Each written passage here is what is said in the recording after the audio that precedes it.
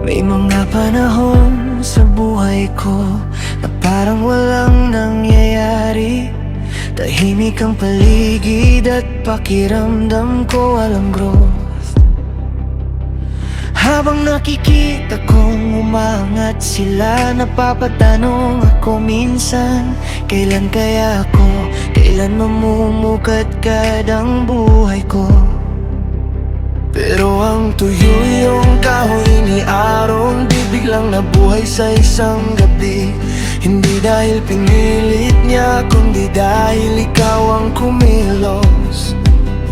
At doon ko unti-unting naintindihan na hindi ko kailangang madali ng season ko. Kapag panahon mo na, walang makakapigil sa purpose mo. Kapag ikaw ang nagtatanim, may bunga ring darating.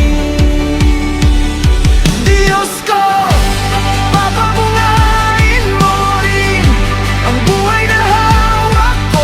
Kahit tila tuyot at tahimik ngayon, may ginagawa ka pa rin.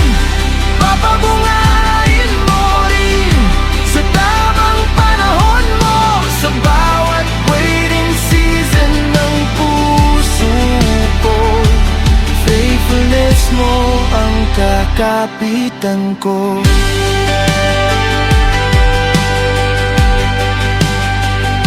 Hindi lahat ng growth ay mabilis. May roots munang nabubuo sa ilalim. At kahit hindi nakikita ng iba, may hinahanda ka pala. Kaya hindi na ako matatakot kapag tahimik ang season ko. Dahil minsan sa katahimikan, doon ka pinakamalalim gumawa. Kapag hawak mo ang future ko,